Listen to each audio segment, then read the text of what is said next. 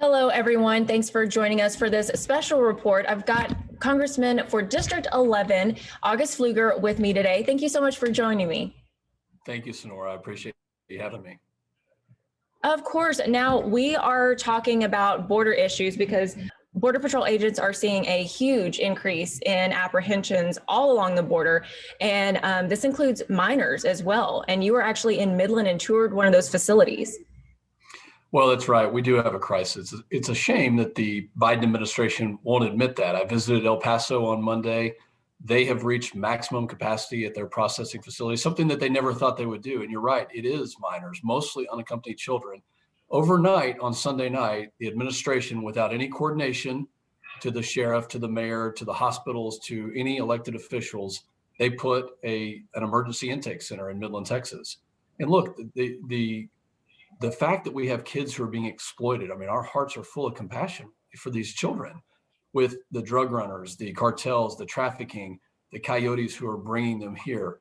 It's a really sad situation. You know, I recently spoke with Mayor Gunter. By the way, she's doing an amazing job. And over the past year, she has been fighting to keep businesses open, yet to keep our community safe from COVID. This is one of the most important things that people need to understand. There is no testing that is going on at the border. And yet they're letting folks into the interior of the United States who haven't been tested while we're in the middle of a pandemic. Mayor Gunter's job is being made hard because of bad policies from the Biden administration. It's my understanding the Midland facility has about 700 minors. Dallas, the convention center, they've got about 2,300 male minors between the ages of 15 to 17. What are some of those situations? I mean, is it organized, or like you said, did these people have any warning? No, there's no warning at all. I mean, the only reason that we knew about the Dallas situation was because we immediately sent letters and made phone calls to the Secretary of Homeland Security and Health and Human Services expressing our extreme discontent that they put a facility in Midland, Texas. But you're right. You know, they're children. They're 15 to 17-year-old males in Midland, and I don't know the demographics in the Dallas facility. But the fact is they're not organized. This is an emergency. They've sent FEMA to the border, but yet they still won't call this a crisis. I had the chance to question Secretary Mayorkas at a hearing this week. He's the Director of Homeland Security, the Secretary of Homeland Security. The number one job in that position is to keep our country safe and secure. He said, our border is secure. And I said, Mr. Secretary, with all due respect, our border is not secure. Your Customs and Border Protection agents, your Border Patrol agents on the border this week told me it's not secure. There are hundreds and thousands of people that are illegally crossing every single day. In fact, local law enforcement officials throughout the district, my district, District 11, and the 29 counties have called me repeatedly, telling me stories about the surge and the increase in illegal activity, illegal immigrant activity. In about a half an hour today, I'm going to have a call with all 29 districts and their law enforcement officials to understand the full environment and how it's affecting us. You know, and for those that don't know where our district goes, we don't touch the border. We come within about 100 miles of it. But it's affecting us. And it's a shame, again, for Mayor Gunter, who's doing a wonderful job for our community, to have to deal with these bad policies from the presidential level, which are affecting San Angelo, Texas. When we talk about, these housing facilities, what is the likelihood that we're going to see more of these housing facilities, further and further from the border, including here, maybe in the Concho Valley? Well, we don't know. And I sent a letter asking that exact question. Wanting to know why they chose Midland, how long they're going to be there. The initial response that we got on the term of stay was 2 to 4 weeks. I have a hard time believing that when we know that there's going to be a huge increase in the next month in the number of specifically children, unaccompanied minors who are crossing the border. So, I think that's a question that every American deserves to know and have that answered. At the state level, Representative Darby is doing a fantastic job working with the governor. And this is not a state issue to keep our country safe. It's a federal issue. But yet the state is having to do some of that because the federal government under Biden's administration have abdicated their responsibility to keep us safe. And the tragedy here, and this is when I went and saw these facilities, I have 3 daughters. And for all of us that have kids, the real tragedy is, can you imagine having your children unaccompanied across the border with some of the most terrible people in the world who are in the business of trafficking. I can't imagine that. The people who are benefiting are the traffickers, the cartels, the coyotes who are making the money off of all of these very vulnerable children. It's a really sad situation. It's been called a humanitarian crisis before. Would you call that a humanitarian crisis now?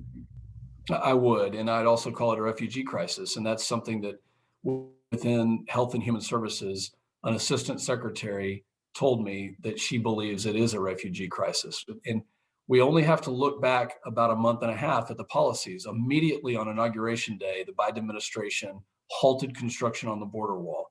Immediately, they got rid of the Remain in Mexico policy.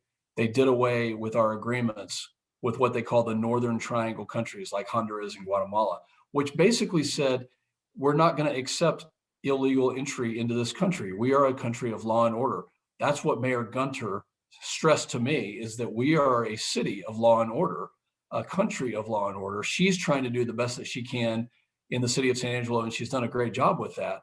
But now that's being made even more difficult because we have these policies which basically lower the bar for law and order and allow people through rhetoric and through bad policies to believe that they can come into this country illegally. And that's just not true. You know, one stat that I think it's important for people to know is that the United States of America immigrates legally approximately 1 million people per year. That's more than any other country in the world, legally. Okay, so we are a country of immigrants. All of us are at one point or another immigrants to this country. That's what makes our country fantastic. So we don't need to believe this narrative on the other side that there's anything other than the utmost amount of goodwill, but we still follow law and order. You brought up some policies, some legislation, and you actually spoke out about 2 bills on the House floor the other day. Well, it goes to the heart of law and order. And when it comes to that stat that I told you of 1 million people immigrating legally into this country every year on average, when we would have the Democrats propose legislation to give amnesty to millions of people who have broken the law over the past, how many years, up until January of this year, they would allow them amnesty. Now, to propose that legislation in the middle of a crisis, the surge at our southern border, where the intake centers are at capacity, where our Border Patrol agents are being taken off of the front lines, 120 in the El Paso sector this past week were taken off the front lines so they can no longer do their primary job, which is surveying and protecting the border. Now they've been relocated to the processing center because we're at capacity. To have a bill proposed on the House floor by Democrats with a radical agenda that would make our country less secure is completely tone deaf. And it doesn't address the real issue, which number one is security. I will be the first to tell you, our immigration system does need to be reformed. We do need to address it. It does need to have efficiencies put in it so that we can meet the needs of our workforce and we can look at all the different things that we can do. But that doesn't happen until we actually have a secure and safe border. So what are your next steps moving forward? Are you kind of in a place where there's nothing, people really can do right now, or should people get involved, and what are those steps that? No, people should get involved. You're absolutely right. For us, getting the message out there, letting people know that this is an issue and being transparent about it. I met with Chad Wolf, who is the former Secretary of Homeland Security, just last night. And we talked about this, and the difference between his briefings as Secretary of Homeland Security and Secretary Mayorkas is that there's a transparency that is missing. Every question that we asked Mayorkas this week, there was a lack of transparency. There was something to hide. And so, we as congressional members are going to get that word out. We're going to get the facts out there, because when you have Customs and Border Patrol, Border Protection agents all throughout this country who are begging us as members of Congress to help them with the resources and the technology and to continue the construction of the wall, and yet you have the top person, the secretary, who's denying that fact, we have to get that message out there. And so we have a full media campaign to do that. And I appreciate being able to talk about it here. people in the Concho Valley who are watching this, please reach out, not only to my office, but reach out to other offices throughout the state. People like Henry Cuellar, a Democrat who's a moderate Democrat who believes in border security. Let's ask him to do his part, because Speaker Pelosi has put him in a terrible position to represent his district, which is on the border in South Texas. Her policies are making his district less safe and less secure. Send him a letter, call him, express discontent. Well, thank you so much for coming on and discussing all this with us. Is there any final thought or message that you want to share? Well, I would just like to thank the local community, starting with Representative Darby, Mayor Gunter, their leadership, the rest of the community who has come together. The compassion that we will show the children who are being exploited is amazing. And it's not their fault. It's the fault of those who are making bad policies and saying things that indicate that our border is open when it's not. And I just appreciate the community. The prayers, we received so many calls and emails telling us that they're praying for all the elected officials. We're going through some challenging times. I'm working with Democrats on a number of things to bring the tone down and to make things bipartisan and less bitterly partisan. Things like the border and the security of our country make that tough when other people decide to be on one side or the other.